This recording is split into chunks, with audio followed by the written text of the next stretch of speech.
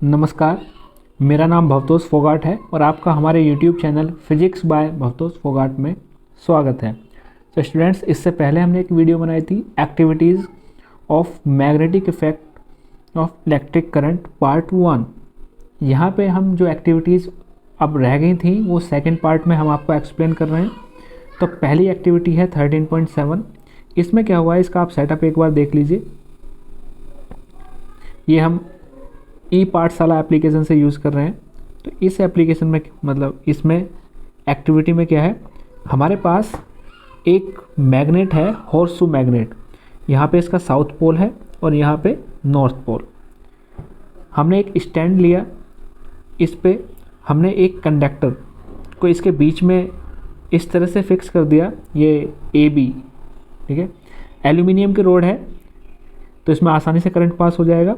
और इसके एक टर्मिनल पे हमने यहाँ से जोड़ा और दूसरे को इधर से, और यहाँ पे हमने एक बैटरी लगा दी यहाँ पे, और इसके बराबर में हमने की इस्तेमाल की।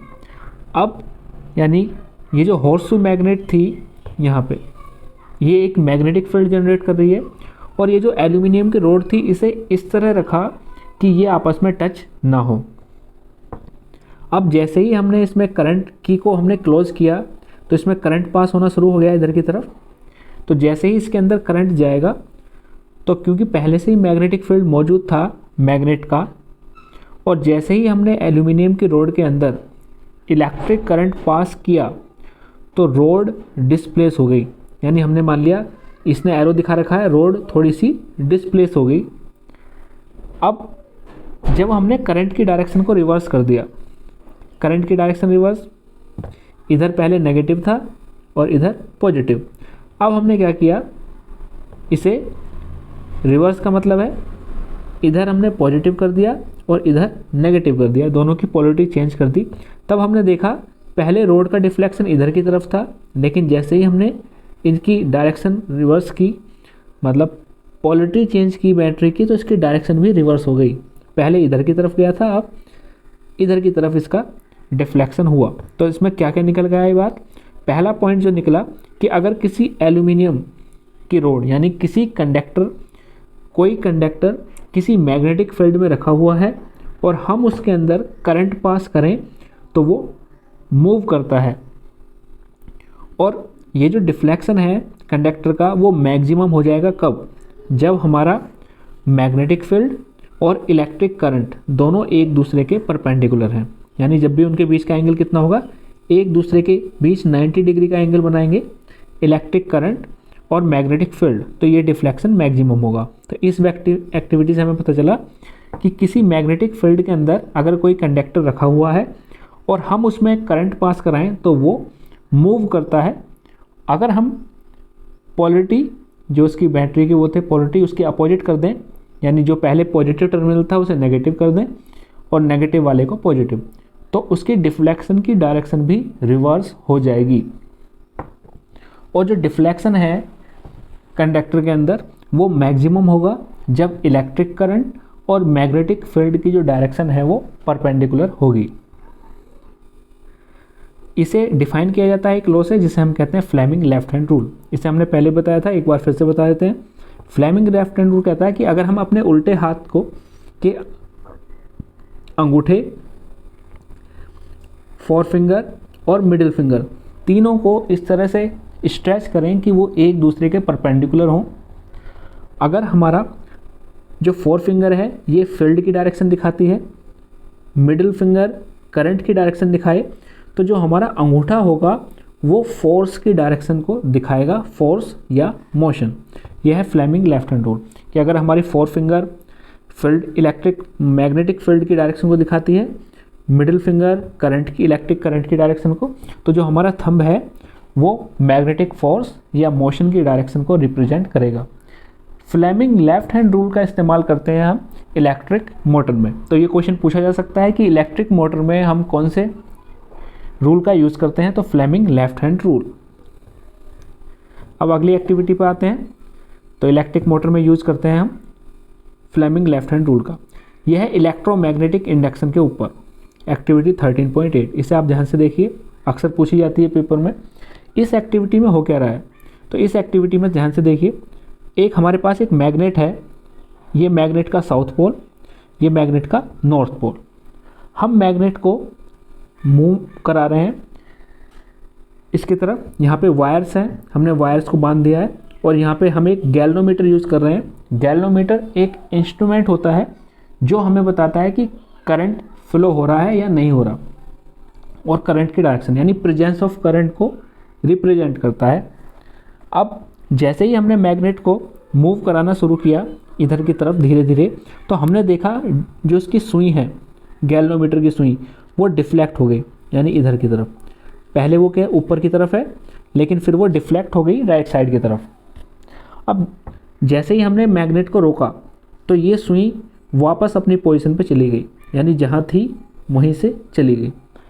यानी जैसे ही हम मैग्नेट को इसकी तरफ लेके जाते हैं तो इसमें डिफ्लेक्शन होता है, जैसे ही मैग्नेट को रोक देते हैं तो वापस सुई गैल्वेनोमीटर की जीरो पे चली जाती है, जो दिखाती है कि जीरो करंट है। और जैसे ही हमने इस मैग्नेट को वापस लेके गए अपोजिट डायरेक्शन में, तो जो डिफ्लेक्शन था वो इस बार अपोजिट डायरेक्शन में हुआ दूसरी तरफ। तो इससे क्या पता चला, इसका फिनोमिना था इलेक्ट्रोमैग्नेटिक इंडक्शन। तो पहले बात करें इलेक्ट्रोमैग्नेटिक इंडक्शन क्या होता है, हमने दूसरी वीडियो में से एक्सप्लेन किया था, फिर बता देते हैं। जब मैग्नेटिक फील्ड के चेंज होने की वजह से इलेक्ट्रिक करंट प्रोड्यूस हो जाए, तब हम उसे कहते हैं इलेक्ट्रोमैग्नेटिक इंडक्शन। यानी जब भी हमारी मैग्नेटिक फील्ड लाइंस चेंज होती हैं तो मैग्नेटिक फील्ड जनरेट हो जाए, मैग्नेटिक फील्ड भी चेंज होगा और उसकी वजह से इलेक्ट्रिक करंट प्रोड्यूस हो जाता है, जिसे हम कहते हैं इलेक्ट्रोमैग्नेटिक इंडक्शन। तो जब हम मैग्नेट को लेके गए, जब हमने मैग्नेट को इधर मूव कराया तो इसके आसपास जो मैग्नेटिक फील्ड लाइंस थी वो चेंज हो गई। उन मैग्नेटिक फील्ड लाइंस के चेंज होने की वजह से इसमें करंट प्रोड्यूस हो गया और सुई डिफ्लेक्ट हो गई।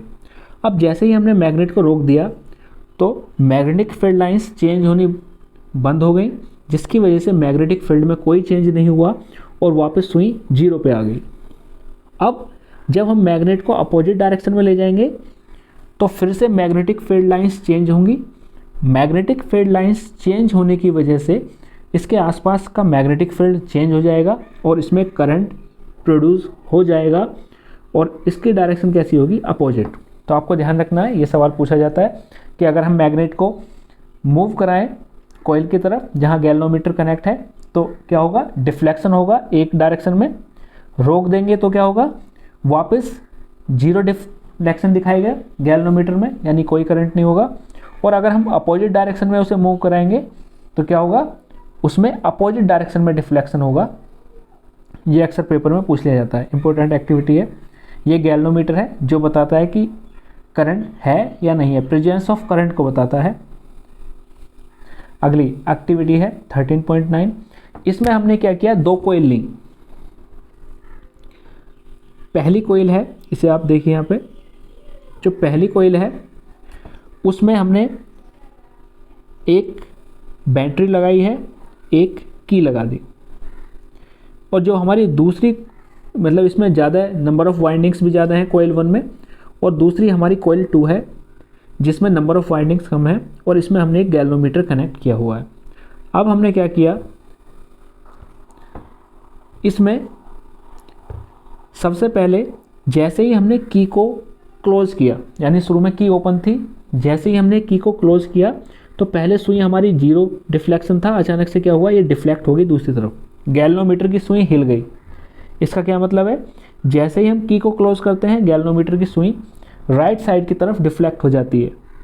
तो उसकी क्या रीज़न है, जैसे ही हमने की को क्लोज किया तो इसके आसपास की मैग्नेटिक फील्ड लाइंस चेंज हो गई, यानी कोयल 1 के आसपास जो मैग्नेटिक फील्ड लाइंस थी वो चेंज हो गई। कोयल 1 में मैग्नेटिक फील्ड लाइंस के चेंज होने की वजह से कोयल 2 में करंट इंड्यूस हो गया। इसे हम कहते हैं इलेक्ट्रोमैग्नेटिक इंडक्शन। यानी जब भी मैग्नेटिक फील्ड लाइंस चेंज होंगी तो मैग्नेटिक फील्ड चेंज हो जाता है और करंट इंड्यूस हो जाता है। अब थोड़ी देर बाद क्या हुआ, ये सुई वापस जीरो पे आ गई, यानी जैसे ही हमने की को क्लोज किया डिफ्लेक्शन हुआ, लेकिन थोड़ी देर के बाद फिर से सुई जीरो पे आ गई। ऐसा क्यों, क्योंकि जैसे ही करंट पास होना शुरू हुआ ये पॉजिटिव से नेगेटिव की तरफ करंट फ्लो होना शुरू हुआ, तो इसकी मैग्नेटिक फील्ड लाइंस चेंज हुई कॉइल 1 के आसपास, जिसकी वजह से कॉइल 2 की का भी मैग्नेटिक फील्ड चेंज हो गया और इसमें करंट इंड्यूस हो गया। और थोड़ी देर बाद क्या हुआ, करंट पूरी तरह सेटअप हो गया और करंट के सेटअप होने की वजह से कोई मैग्नेटिक फील्ड लाइंस चेंज नहीं हुई और ना ही कोई मैग्नेटिक फील्ड चेंज हुआ, जिसकी वजह से करंट जीरो हो गया।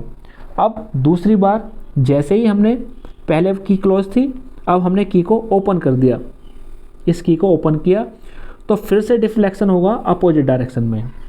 तो वो क्यों?